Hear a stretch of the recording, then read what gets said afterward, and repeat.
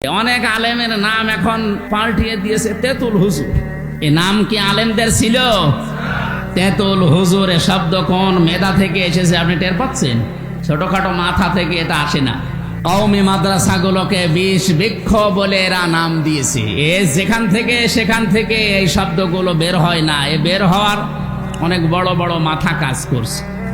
সুতরাং এই সমালোচনা যারা করে এরা আবার হজ করে আসে, ওমরা করে আসে, হজ করতে যাওয়ার সময়ও বিড়ি টানতেছে।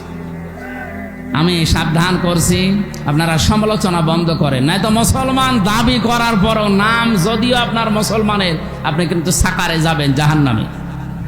অকন্যা নুকাজ্জিবু বিয়াউমিদ্দিন, ওরা বলবে আমরা কিয়ামত বিশ্বাস করতাম না, মিথ্যা মনে করতাম।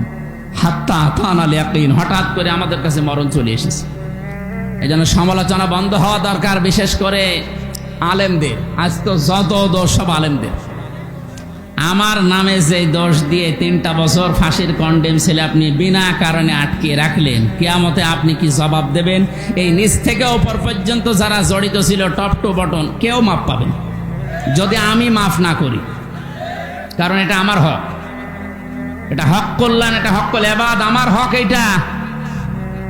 এটা নষ্ট করেছেন আপনি। আমার স্ত্রী, আমার সন্তানাদি, আমার মা বাবা, এদেরকেও কষ্ট ফেলেছেন। অথচ মামলা দিয়েছে কি যে তরবারি সাকিব নামে একটা লোক, এই 20-22 বছর বয়স, ও মাঠে কাজ করে, সিরাজগঞ্জে বাড়ি, ধান কাটে। ওই কাঁচি নিয়ে ছাদে, বাসের ছাদে উঠে সিরাজগঞ্জ থেকে ঢাকা এসে গাবতলি নেমে ওখান থেকে সিএনজিতে এই সংসদ ভবনের সামনে এসে রাস্তার সামনে ঘুরছিল। পুলিশ ধরে বলছে, ওই কি করিস এখানে?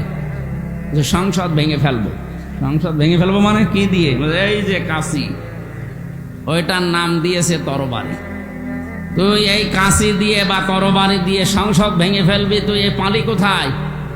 বলছে আমির হামজা হুজুর আর মুফতি হারুনেজার, এরপরে মাহমুদুল হাসান, এদের নাম, এদের কথা শুনে আমি উদ্বুদ্ধ হয়ে এসেছি সংসদ ভাঙতে কাঁচি নিয়ে। এই মামলায় আমারে ধরে 3 বছর আটকে রেখেছে। শয়তান পর্যন্ত বিশ্বাস করবে? কারণ কাঁচি দিয়ে সংসদ ভাঙা যায়? বম মারলে ওড়ে না, আরো কাঁচি দিয়ে সংসদ ভেঙে ফেলবে। কোথাকার পানি কোন জায়গায় গড়িয়েছে বলো? সমালোচনা করতে করতে আজ এমন জায়গায় আমাদেরকে নামিয়ে দিয়েছে, আমাদের নামও আজ পাল্টিয়ে দিচ্ছে। অনেক আলেমের নাম এখন পাল্টিয়ে দিয়েছে তেতুল হুজুর। এই নাম কি আলেমদের ছিল?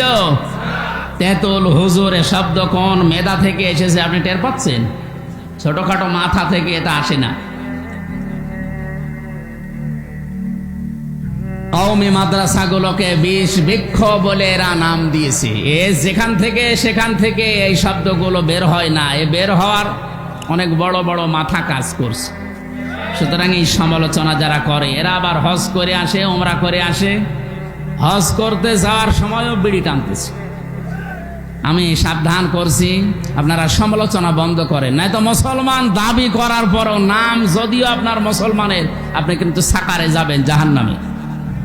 অকন্যা নুকাজ্জিবু বিয়াউমিদ্দিন, ওরা বলবে আমরা কিয়ামত বিশ্বাস করতাম না, মিথ্যা মনে করতাম।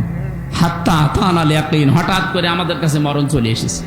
ফামা তানফাউহুম শাফাআতুশ শাফিঈন।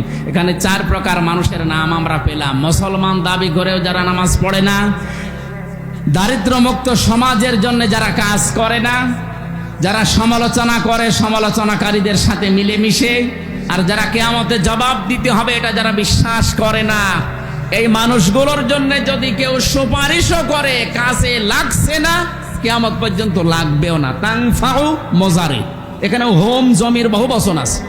এই জন্য শুধু একজনের না, এইরকম চরিত্র যাদেরই আছে দুনিয়ায় তারা এখনই থেমে যান, পাল্টান। আমি সহ প্রত্যেককে আল্লাহ যেন পাল্টিয়ে দেন। জোরে বলেন আমিন। আল্লাহ বলেন এরপরেও কি আমার এই আলোচনা থেকে মুখ ফিরিয়ে তোমরা চলে যাবে? আমরা যেন এইরকম মানুষ না হই, আল্লাহর এই আলোচনা থেকে আমরা মুখ না ফিরিয়ে গ্রহণ করার মতো মন মানসিকতা তৈরি করে ওদারত আহ্বান জানিয়ে আজকের মতো শেষ করে দিচ্ছে। আমার গলায়